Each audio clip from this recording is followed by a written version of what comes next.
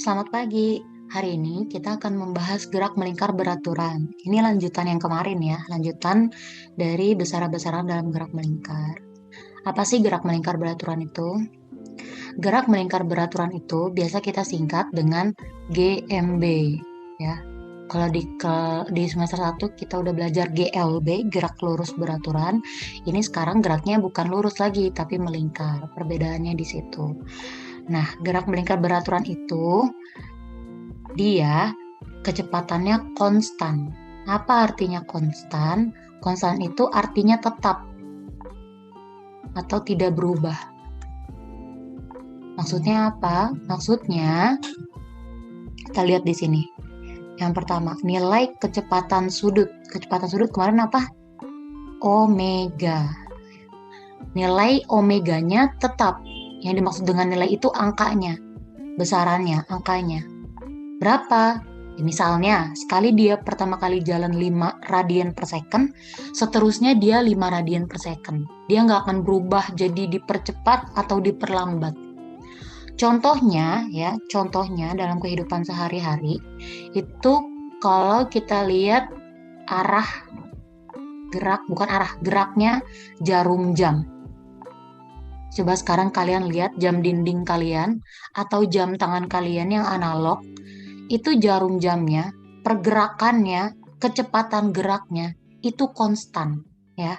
Dia gak berubah, gak dipercepat, gak diperlambat. Jadi jalannya segitu-segitu aja, itu contohnya. Atau kalian juga bisa lihat kipas angin.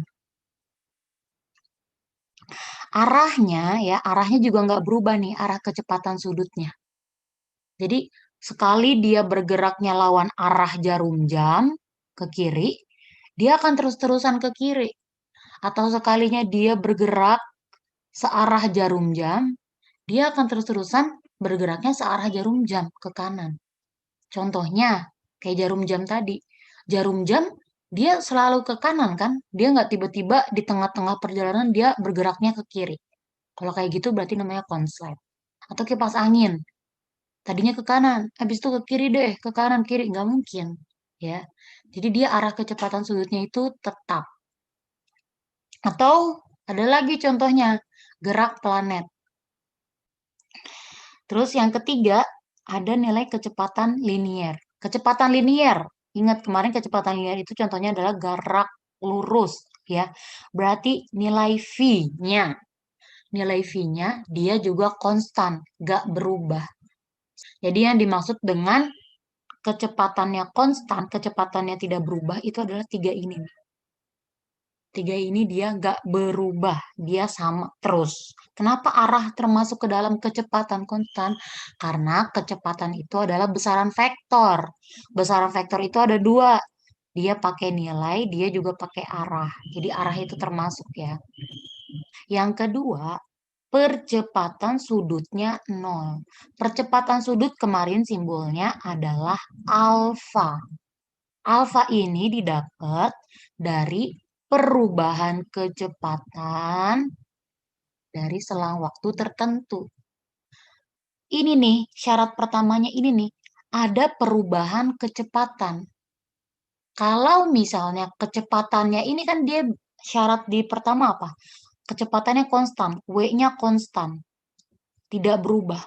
Kalau ini tidak berubah, ini 0, berarti artinya dia percepatan sudutnya juga 0.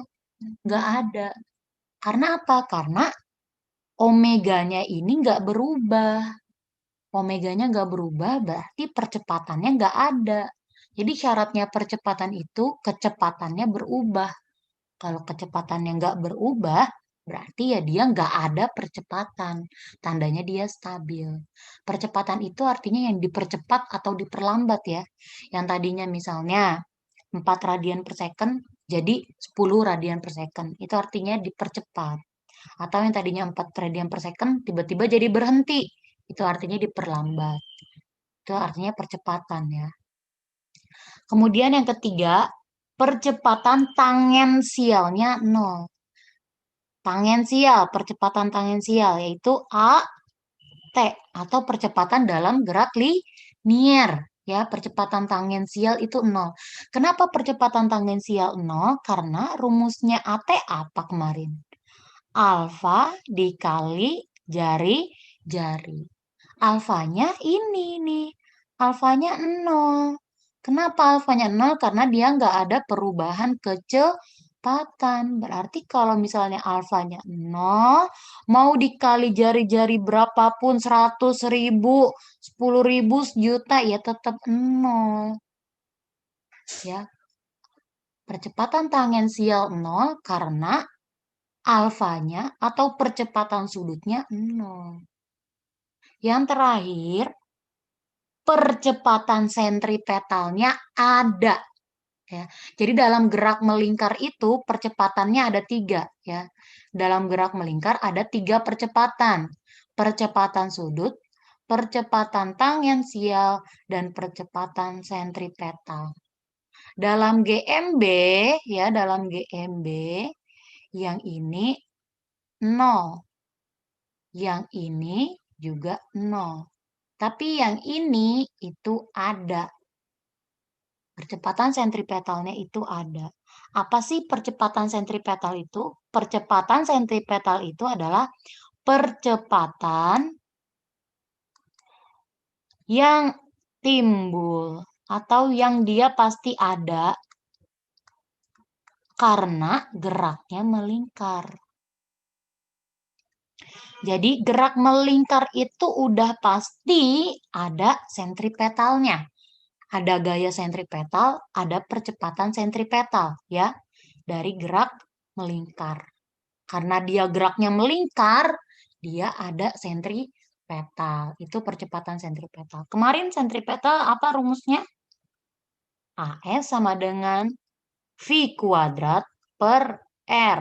Atau omega kuadrat dikali R. Ini adalah percepatan sentripetal. Ingat ya, jadi ini adalah syarat-syarat dalam gerak melingkar beraturan.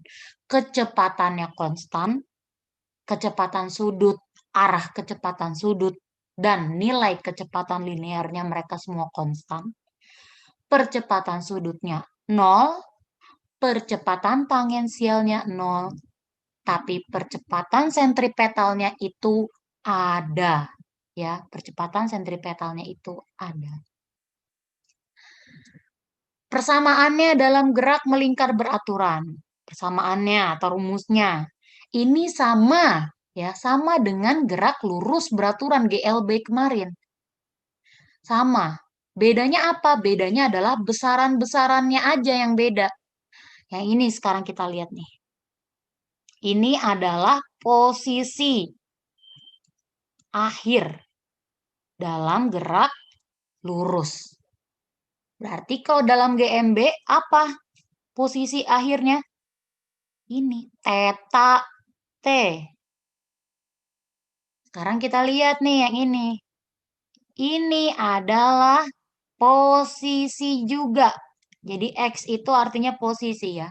Tapi ini X0. 0 itu artinya awalnya. Berarti ini posisi awal. Dalam gerak melingkar, posisi awal itu adalah theta 0. Yang ini selanjutnya adalah plus minus. Apa plus minus itu? Plus minus itu menunjukkan arah ya. Jadi maksudnya plus minus, dia sewaktu-waktu bisa plus ya, sewaktu-waktu bisa plus karena apa? Karena arahnya lawan arah jarum jam. Dia sewaktu-waktu bisa pakai yang minus. Kenapa? Karena arahnya dia searah jarum jam. Kemudian selanjutnya itu adalah V. V di sini adalah kecepatan linier. Kecepatan. Kalau dalam gerak melingkar, kecepatannya kecepatan apa? Kecepatan sudut, berarti omega. Dan yang terakhir dikalikan dengan T. T itu di mana-mana adalah waktu. Ya, waktu. T kecil. Ya. Berarti di sini juga sama. waktu dikali waktu. Kita masuk ke contoh soal. Sebuah partikel mula-mula di titik acuan. Kemarin kita sudah sepakati bahwa titik acuan itu adalah 0 derajat ya, atau dimulai dengan 0. Kalau ini lingkaran, berarti mulainya dari sini nih, si partikel. Kenapa? Karena di sini adalah 0 derajat. Berarti mulai dari sini, titik 0. Partikel tersebut kemudian bergerak melingkar dengan kecepatan sudut yang tetap sebanyak 20 radian per second. Dan jari-jari lintasannya adalah 5 cm. Kita tulis dulu diketahuinya. Diketahui sebuah partikel mula-mula. Mula-mula ini artinya awalnya. Berarti posisi awal sama dengan di titik acuan. Di titik acuan itu 0. Ya. Posisi kemarin ada satunya bisa 3. Bisa putaran, bisa radian, bisa derajat. Nah, kalau di titik 0 berarti kita bisa 0 radian. Ya. Karena posisi satuan internasional adalah radian. Partikel tersebut kemudian bergerak melingkar dengan kecepatan sudut tetap. Berarti omeganya 20 radian per sekon. Dengan jari-jari lintasan itu 5 cm. Harus kita ubah dulu ke meter jadi 0,05 meter. Yang ditanya, tulis ditanyanya A. Kecepatan tangensial. Tangensial berarti sama aja kayak kecepatan linier, ya. Berarti yang ditanya adalah V. Yang B, percepatan sentripetal, AS. Yang C, perpindahan sudut. Berarti ini nih perpindahan sudut setelah 3 second. Setelah 3 second. 3-nya yang di bawah. Yang D, jarak linier setelah 3 second. Berarti S 3 second. Sekarang kita coba jawab. Yang A dulu. V. Bagaimana mencari V? Kemarin kita sudah belajar. Cara mencari V itu bagaimana? Pakai V sama dengan omega dikali jari-jari. Kenapa? Karena diketahuinya ada omega. Diketahuinya ada jari-jari. Nggak ada frekuensi, nggak ada periode. Berarti kita nyarinya pakai rumus yang V sama dengan omega kali jari-jari. Omeganya 20. Jari-jarinya 0,05. Berapa nih jadinya? 1 meter per sekon. Ini V-nya. Sekarang yang B. Percepatan sentripetal, AS. AS bisa 2. Bisa V kuadrat per R.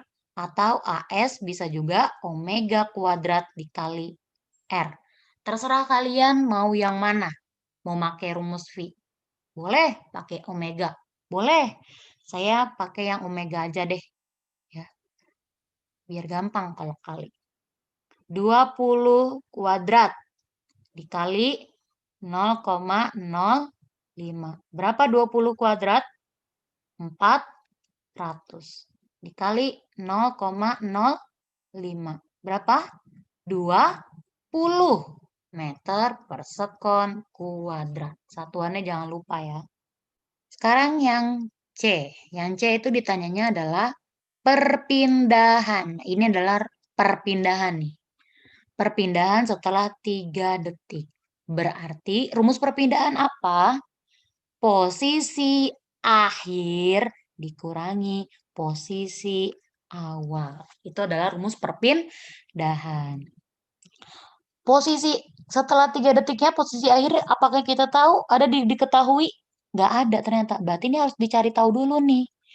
Gimana cara nyari taunya posisi setelah 3 detik? Cara nyari taunya pakai rumus yang ini nih. Nih. Ini posisi T. T itu adalah waktunya. Berarti posisi setelah 3 detik. Berarti bisa kita tulis begini. Nah, sama aja. Rumusnya gimana? Rumusnya ini nih, persamaan si GMB. Posisi awal plus minus omega T. Berarti di sini kita bisa tulis juga posisi awal plus minus. Mana yang kita pakai? Plus atau minus? Kita lihat lagi soalnya. Apakah di soal menyebutkan dia searah jarum jam sehingga harus minus? Ternyata di soal nggak disebutkan. Kemudian kalau kita lihat angkanya nih yang 20 radian per second, di depannya nggak pakai minus. Berarti tandanya dia lawan arah jarum jam. Ya, jadi kalau di soal nggak diketahuin dia searah atau lawan arah jarum jam, berarti kita lihat angkanya tuh di kecepatannya. Itu plus atau minus, kita ikutin dia. Karena dia nggak ada minus, berarti dia otomatis plus. Dia ternyata bergeraknya lawan arah jarum jam atau ke kiri. Plus 20 dikali omega dikali apa nih yang terakhir? Dikali T. Berarti 20 dikali T. T-nya berapa? T-nya 3 karena dia mintanya setelah 3 second. Berarti di sini 3 dikali 3. Posisi awalnya berapa? Posisi awal nih ada diketahui 0. Berarti posisi awalnya 0. Ditambah 20 kali 3, 60. Jadi sama dengan 60 radian. Masukin deh ke rumus yang ini nih. Perpindahan. Perpindahan setelah 3 detik yaitu posisi 3 detik. Berarti posisi 3 detik itu adalah 60. Dikurangi posisi awalnya. Awalnya adalah 0. Berarti 60 dikurangin 0. Ya, 60 radian. Itu yang C. Sekarang yang D. Yang ditanya adalah jarak linier setelah 3 second. Berarti S3. Wow, S3.